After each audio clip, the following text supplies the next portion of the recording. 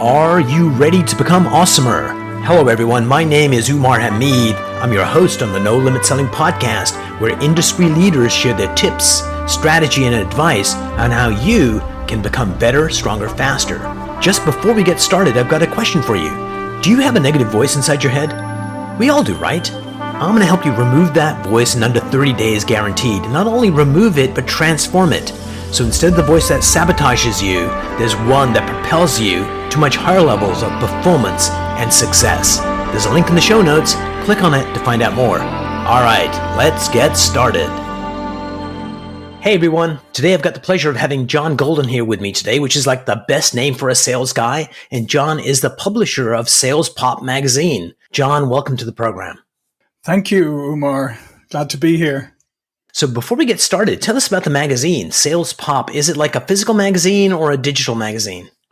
No, it's a digital online multimedia magazine, and we started about 4 or 5 years ago when our core business is Pipeliner CRM, and we were migrating our blog at the time, and I was thinking, the world doesn't need another product blog.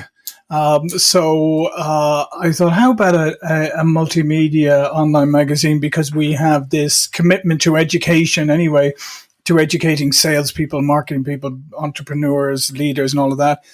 And so we started Sales Pop and went out and found some of the most interesting thought leaders from across the globe. And then so we interview them, as you know yourself, having been on.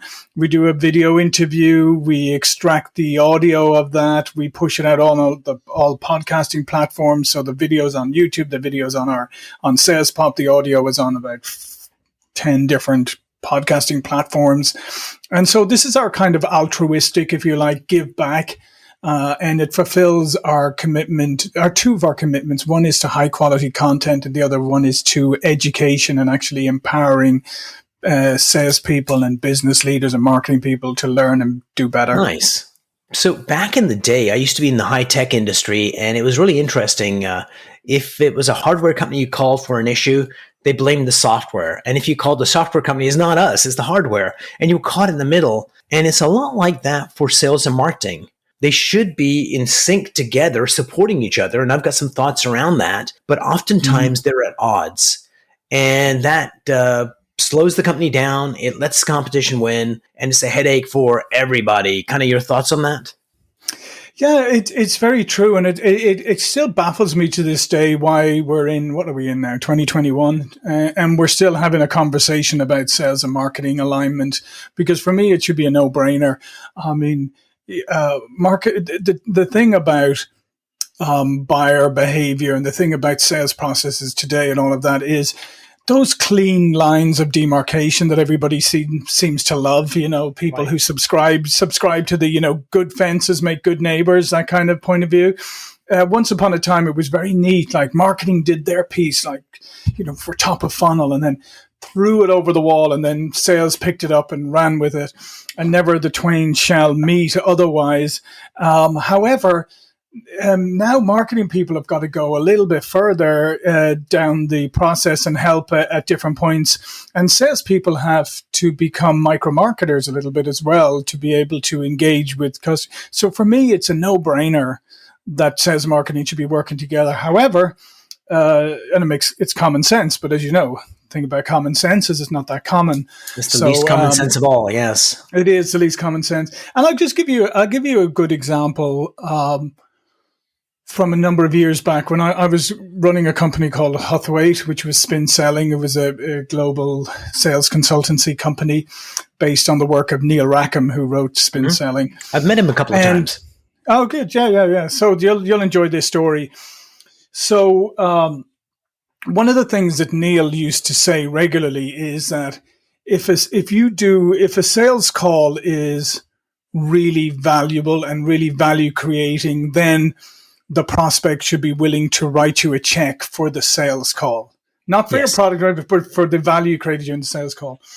And so I always thought this was a neat idea. But in the back of my mind, I was like, could I really ever see somebody actually agreeing to write a check for a sales call? And so I brought Neil to one of our large clients, which is a global multinational brand name, and they were having problems with sales and marketing. And so I had asked them, the CEO of North America, can you get the marketing and can you get the sales leadership teams together in a room, and I'll bring in Neil and we'll do a diagnostic session. Nice. So, cut a long story short, exactly what you outlined earlier happened. The meeting started. Marketing started having a go at sales. Sales started having a go back at marketing. And there was just this back and forth across the table, both blaming each other. And so eventually we said, okay, well, it's good to get everything out on the table. And then we went through our whole session. And at the end of it, the CEO was saying, that's fantastic. Now we have a framework and getting these people to work together, all that good stuff. And so I thought, this is my perfect opportunity. So I said, can I just ask you a question? And the CEO said, sure. I said, would you write Neil a check? Would you write Neil and I a check for this sales call? And the CEO actually said, I actually would. And to the point of, so we're making a couple of points. Number one is, even in the largest companies, like big brand name multinational companies, this division between sales and marketing is so ridiculous. And when you get them around the table, it looks even more ridiculous than it is on the surface, because it gets very petty and stuff.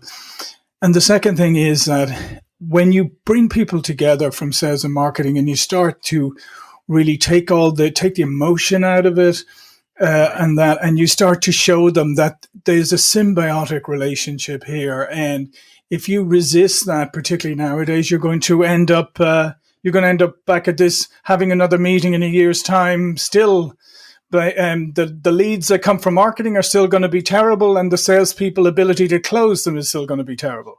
So it kind of reminds me, that's a brilliant story. It reminds me, I was doing this job for a company out in Silicon Valley, and their VP of international sales said, okay, we got a problem. And the problem is that we talk about ad nauseum selling on value, but everybody in this company sells on price. Help fix that. And spending some time with the salespeople, I realized that it's not just a sales problem, it's a trust problem. So we got marketing, sales, finance, admin, customer support all together for a day of trying to figure out what's going on. And what had happened was engineering was told by marketing, this is the chip that we need to manufacture 2 years from now. This is what the market wants. And of course, marketing can't get everything 100% right. So they're like, what do those marketing guys know? Engineering has promised sales, you'll have a chip to sell to your customers by January. Now it's August. They still don't have a chip. So it's basically no trust in the company because people let each other down. And what we ended up doing was getting people to get on the same page, going the same direction. And a couple of months after the intervention, I asked the salespeople, because they were selling on value. And it was like, what's been the change?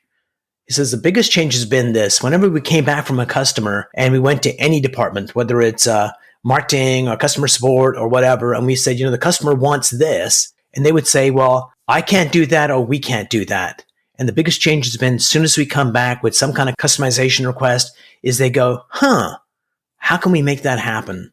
And sometimes those issues are trust-based. And sometimes is added to that is that human need to be right and special. Yeah. And I think, and it's very simple, to be honest, to overcome it. What I always recommend, I'm the chief marketing strategy officer with Pipeliner. So I look after the whole marketing side, but obviously I have a background in sales as well. And so I sit in on the sales meetings.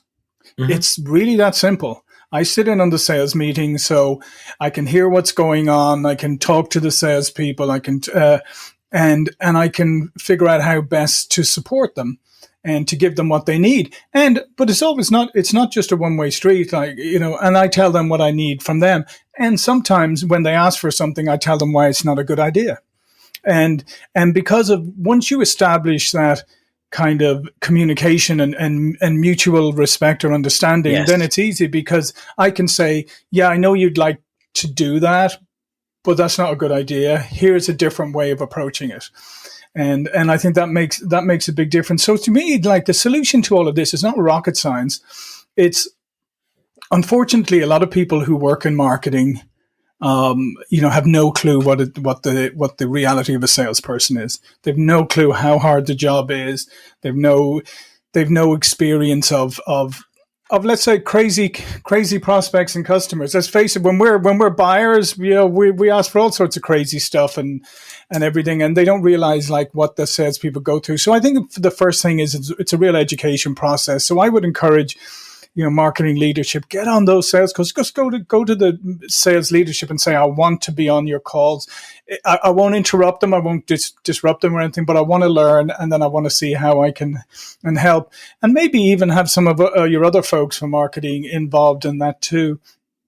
And then I think on the flip side is, I think you have to also educate sales about how difficult marketing is today. It's not a simple thing. It's not an easy thing. Technology and all of that has opened up so many opportunities and maybe democratized to some degree the ability to market. But there are so many different specialities and skill sets and things that you need today, and initiatives that you can undertake. And it's fiercely competitive. So I think also, I don't think sales sometimes realize the landscape within which marketing is operating. So again, I would encourage sales leaders to talk to the marketing leadership, to talk to the marketing people and understand what's going on. Because I think there's always, Umar, I think there's a misconception sometimes for sales, and that is marketing just paint the pretty pictures and, they're drawing all day. They're doing the fun stuff. Like, this is cool, putting some graphics together. And I would sort of explain to people, that is a small percentage of the marketing job. Marketing is a grind. If you're doing it properly, it's a grind, because you have to test everything. You have to check. You have to be in all these multiple channels at the same time. And you have to, be constantly figuring out if a new channel comes online or something, or a new initiative or a new strategy. You have to look at that as well. And there's an awful lot of moving pieces. And I think that's what sales need to understand as well. And I agree with you. I think we need to have, when we want to understand a city better, we get to do a ride along with the cops. Yeah. It's easy to complain about those speed gun wielding jerks, but you do a ride along and you figure out what they actually have to do is a different thing. And from my point of view, I think sales is a subset of marketing, and a very important one. That's the tip of the spear. And you really need to, marketing is all about feedback. They need to talk to the customers, figure out what they want so they can start figuring out what we need to create. But the customers are also the salespeople. So I agree with you. Having each other embedded, figuring out not who's doing what right. It's like, how can we outthink and outpace our competition and connect with customers better? So now that we've solved that for everybody, so here's a question for you. In any sales team, generally you tend to have three groups in the sales team. You've got people that walk on water, the A players that give phenomenal results. Then you've got the B players that we're so happy they're there because they're doing a good job day in, day out. Then you got the C players that probably should be doing something else. Mm-hmm. What do you think separates the A players from the B players? Like, what makes an A player an A player? Yeah, I think there's a number of things that make an A player an A player, but I think fundamentally is that A players are process focused, right? So they focus on the sales process. They follow the sales process. They focus on the fundamentals. So whether it's, for instance, you'll see A players will do proper call planning before they get on a call with a prospect. B players might do it sometimes or do a cursory one, but A players will focus on what are the most important activities and things that they should be doing, and they'll jettison the rest, right? So they'll be the first, and the A players will be the first one to come and say, I'm not doing this because it's not helping me sell, right? So, and they're very, very conscious of the time element. And I think today, the A players have got high levels of business acumen. And I can't stress that enough, because I think once upon a time, salespeople could skate by without really understanding how business works. Right. And now I think you have to understand the business of business and the business of your buyer, because if you're going to have an intelligent conversation with a prospect, you really do need to understand how business works, and you need to understand how their business works. So I think those are some of the things that really separate A players from B players. But I would say process is a huge thing, and following process, because this is where the misconception comes in sometimes. Sometimes we've all seen it, right? We've all seen the successful salesperson who, breaks all the rules, runs around, does whatever, but like brings in the big deals, and everybody goes, oh, well, yes, they've caused chaos again, but they brought in a lot of money. And a lot of people mistake that as the A player. That's somebody who is successful, but I've seen it in the past. Those people eventually they stumble because it's unsustainable. The real A players are the ones who follow process. So I would agree with you there. I do think there's mavericks out there. And I'm thinking of a couple of people that I've come across that came to mind when you said that. And this one guy, he basically, the CEO gave him several warnings. And the final warning was, you're not performing and I'm going to fire your ass by the end of the month. That's it. You've had your last warning. And something in him just awoke and he became a beast. But he created so much chaos in the company, and he was always successful for like 7 or 8 years. But the CEO was like, I love his revenue, but the cost of the chaos is just so much.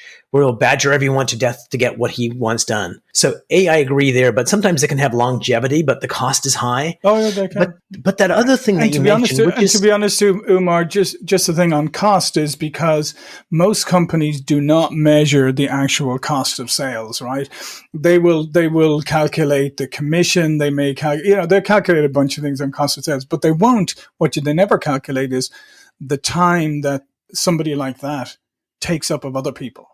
So when they're calling up saying, hey, I need this from you, I need that from you, I need this from you. If you calculated all of that time, not just the cost of that person, actual time, but the opportunity cost of them working on other stuff, you might find out that revenue isn't that profitable. Agreed. And another thing that was kind of interesting was this particular person I'm thinking of just one day decided that, I need a better title. So he just got new business cards printed up with the senior VP title that he gave himself. And it was like, they cut him slack on that, which they perhaps shouldn't have. And then he would give a smaller company the same kind of reports and service as a 500-person company. And it was like, we can afford it for a 500-person company, but not for a 100-person company.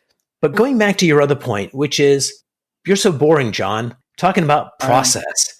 But process is absolutely the most important element of sales success, because once you got a process, you can make it better. When you're just winging it, who knows what's wrong? And the people that follow the process with the right mindset and the right attitude become rock stars. And I much rather have, 5 rock stars and one bullet in the China shop supernova is fine, but the 5 are going to outproduce that like 10 times over.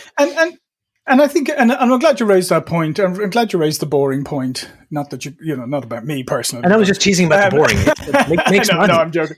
No. But the boring point, because I think that's a really important one, because that is what what you get pushback sometimes in sales is like, oh, well, process is going to, bog me down. It's going to distract me. It's like, that's not, I need wiggle room to be able to operate because I'm kind of an artist, but the reality is that process when done properly actually frees you up and liberates you and gives you the opportunity to focus on the high value things, to do the things that you really want to do.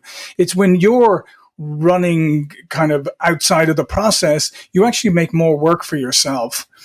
You end up creating, as you said, chaos, and you end up doing, tidying up and trying to, corral things all the time. Whereas if you follow process, it actually, things should run smoothly, allowing you to then interact on a more valuable level with prospects and where you spend your time.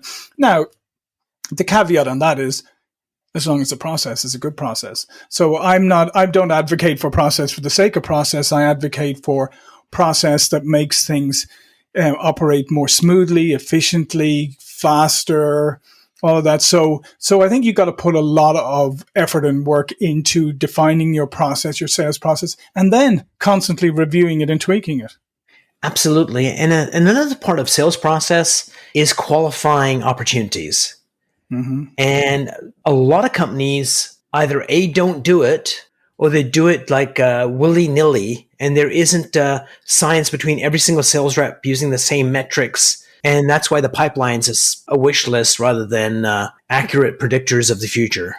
Yeah, absolutely. And that's one of the things that was very important to me when I joined Pipeliner. One of the reasons that attracted me to Pipeliner CRM is the fact that not only can you build a process in Pipeliner, but you can build steps into, so you have your stages, and then within each stage you can have your steps and things that need to be done, and you can even make them mandatory, right? So I can't move to stage 2 unless I have completed certain actions in stage 1.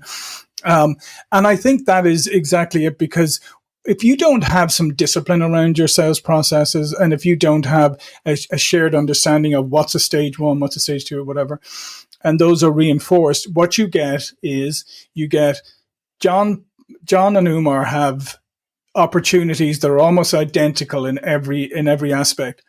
John puts his in stage 3, Umar leaves his in stage 2, right? So now we have two opportunities that are basically almost the same in characteristic, but one's further in the sales process than the other, when it shouldn't be. They should be both in the same stage. So that's where your whole pipeline and your forecasting and all gets messed up. So what happens if it's the other way around? Like, instead of you being overestimating and putting yourself in stage 3, let's say you're accurate and I'm actually retarded a little bit. Yeah, sandbagging to, I was just talking to a friend, he's buying a business and he works for the business. And so he's holding his sales till April 5th, when he actually counts as a business owner as opposed to a sales rep, which makes perfect sense. But yeah, there's always I think this is where sales management comes in, because if I'm a sales manager or sales leader, I should be saying, hey, I just reviewed Umar. That should be in stage 3. You know that should be in stage 3. So here's what I'm going to do. I'm going to move to stage 3. So I think part of it is, you have to have sales management, and they have to be doing their reviews using the tool and making sure, because that's the only way you will end up driving consistency, is if the sales manager is driving it. Because at the end of the day, if you have it in stage 2 and it should be in stage 3, but your sales manager never says anything to you, you just got tacit approval. Absolutely. So what do you think are the key skills of a sales manager? Ooh, it's interesting, because a friend of mine, Matt McDarby, who runs a sales consultancy and has published a couple of books, he posted something on LinkedIn actually last night, and it was around the finding your why. As a sales leader, sales manager, finding your why, because it is I would say, probably the toughest job. And we know the statistics out there that most sales managers only last like 16 months in the job and all of that. So I think what's critically important is, number one, if you move into a sales management position, is, first of all, learn management. So don't think that I moved into sales management, that somehow sales management there are aspects of sales management that are very different from any other role. But the fundamentals of management are the fundamentals of management. So the first thing I would say is make sure that the person gets proper training on management, just, core management techniques, and then training on sales leadership. But I think some of the core things are that you have to accept that you're in a different role, right? Particularly if you've come from sales. You're now in a sales management role. You got to resist the temptation, and I think this happens very often, is you got to resist the temptation to be a super closer. So I'm now the sales manager, and I'm looking at the pipeline. I say, "Oh, Umar's got some stages. Oh, I'm going to help him push these over the line. Hey, Umar, I'm going to get on with your customer now, and I'm going to help you drive this over the line. And what do? I really just elbow you out of the way and do it for you, right? And therefore, you're going, great, thanks. I like the commission, but thanks for undermining everything I've done. And also, just for a second, it allows me to say, if it didn't work out, hey, John, man, I had it on the finish line. Yeah. And you fucked it up. Yeah. But as a sales manager, I'm going to say, actually, Umar, I came in to try and rescue it, and it was too far gone. But anyway, my point is that there's a real temptation to be there. But the reality is if you're a good sales manager, you should be in the early stages. That's where you can add value. That's where I can go, okay, Umar, let's let's look at your early stage opportunities and make sure they're qualified properly. That's where I can ask you some good searching questions about them. And then you can say, okay, yeah, I didn't think of that. I need to get more on that. Because at the end of the day, the more time you spend qualifying, it means probably less is going to progress through your pipeline, but you're going to have a higher probability of closing it. And I think that's where a sales manager can add a lot of value. There is making sure that everything is qualified properly and being supportive and coaching, but being supportive and not trying to parachute in and elbow you out. Or the other part is, don't say, Umar, you want to be a good salesperson? Just do everything I do. And do everything I did to be successful. And then you say, well, what did you do to be successful? And then I go, well, I don't really know, actually, because I'm unconsciously competent. Yep. I met the guy. He wrote this article. It was the number one article on Harvard Business Review for many, many years. It's, get the monkey off your back. And this was the monkey. You're the CEO. And one of your salespeople is saying, I've been trying to get a meeting with the head guy at ABC company, and say, hey, I know that guy. And the sales rep goes, could you do an introduction? It's like, okay. And the next time you meet that salesperson, the salesperson goes, did you do that introduction yet? And all of a sudden you're the leader and you're taking on all these tasks.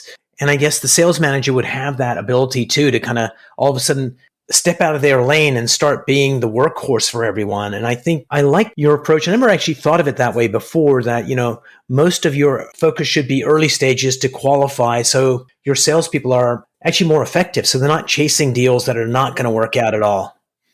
Yeah. And plus, let's be honest, what kind of value can you really add at the late stage? If it hasn't been, at the late stage, if you're relying on the sales manager to come in, normally that means there's going to be discounting. There's going to be all this sort of stuff. And normally when opportunities fall out in the latter stages, it means that they weren't properly qualified in the first place. Obviously, there's always circumstances. I mean, everybody loses. Everybody has something that happens occasionally. But generally speaking, you can find that a lot of things fall out because they weren't properly qualified. Because we live in this world, right? Absolutely. Where I call it the feel-good funnel, where instinctively we want to pack as much stuff into our pipeline because it makes us feel good, right? If we have stage one and the early stage of funnel are packed with opportunities, we may not be selling a lot right now, but at least I can go, yeah, Umar, I know I haven't reached my quota for this month, but look at all the stuff I have in my pipeline. You wait a couple of months down the road. And what happens? A couple of months down the road, you say, John, you still haven't closed that much. I go, oh, I know, Umar, yeah, but look back at my pipeline. Look at my early stages. A couple more months, I'm going, and this just repeats and repeats and repeats. And whereas it takes some fortitude, to be honest, and guts to actually reduce your pipeline as opposed to increase it. So one of the, the Achilles heel for a lot of sales people is getting that first conversation started. Mm-hmm. So being a marketing guy, what would be your best strategy to get your ideal prospect on the phone or on a Zoom call? Yeah, I think it goes down to what I said about earlier. I think you have to understand the business of business. You got to understand the business of your prospect. So you got to do some research, and I think you got to figure out what's important to that company, what's important in their industry, and then try and do some research on the individual themselves and figure out, maybe you can figure out what's important to them. But I think the more research you do, and then the more personalized the approach is.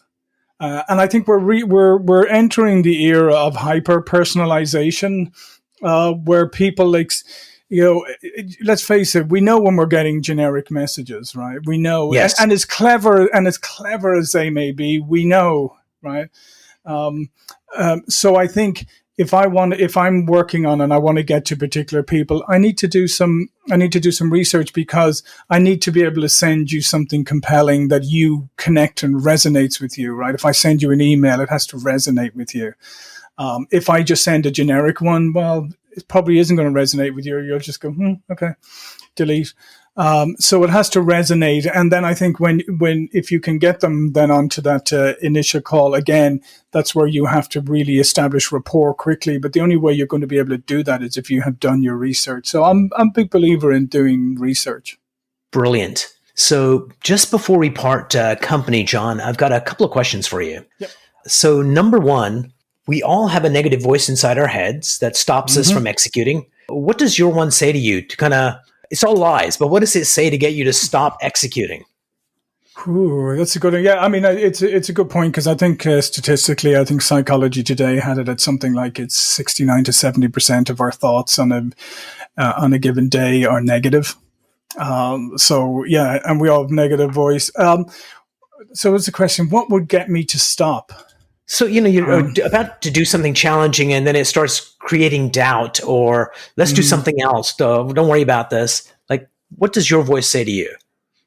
Yeah, I mean, sometimes, and I feel like at this stage of my career, I recognize that situation very quickly. And if my voice is going, "Oh my God, this is too hard," or "It's not going to work," or whatever, I say, "Okay, I'm not in the right frame of mind to tackle this right this second. So, what do I need to do? Do I need to get up? Do I need to go out? Do I need to go for a walk? Do I need just to take a break for a second? Do I need to maybe, write it on my to-do list or put it on my calendar?" Here's the other thing you can do sometimes is like, okay, I'm going to do something else for the next 30 or minutes or an hour. I'm going to put this on my calendar for straight after that, right? And then I'm going to come back to it with a fresh eyes. But I think, yeah, that's it. You got to acknowledge it. I mean, when you're resisting things, you're resisting things there's a reason why you're resisting it. Absolutely. And you got to change that. And you've got to remember that and it's often physiological too, right? When you're resisting something you feel a bit tense or you feel stressed or whatever. So all that is your body telling you that you're stressed about this situation or that you're not in the right frame of mind. So that's great information to go and get yourself in the right frame of mind. Brilliant. My second question was going to be about, and still can be, what's a mind hack that you use to be more productive? Ooh, that's interesting. A mind hack to be more productive. Well, I think what I often use, to be honest, is when you're faced with a daunting task or something, is stop for a moment and just go, yeah, but I'll be able to complete it and it'll be over. Right? Simple as that. It's like when you're doing exercise, right? And you're exhausted, but you think to yourself, okay, I would like to give up right now, but I'm not going to. But I know if I just keep going, in 10 minutes, this will be over. And I think sometimes you just got to tell yourself that it will be over and you'll be on the other side of it. Yeah, it might be a little painful in between, but you will be on the side. And one other thing I would say, Umar, just to everybody out there is when you're challenged by something or faced by a daunting challenge and you don't think you're up to it, look back on everything you've done in your life. And it doesn't even have to be professional. It can be in your personal life. Look back. And I guarantee you, if you do it honestly, you will find instances where you overcame much, much greater obstacles than the one that's in front of you right now. And sometimes I think we have to remind ourselves of our capabilities. Absolutely. That's a brilliant note to end on. John, thank you so much for a great conversation. I took a bunch of notes and no one can read them. I should have been a doctor. Thank you so much for being on the show. Yeah, listen, thanks, Umar. But it's a real pleasure and thank you for having me.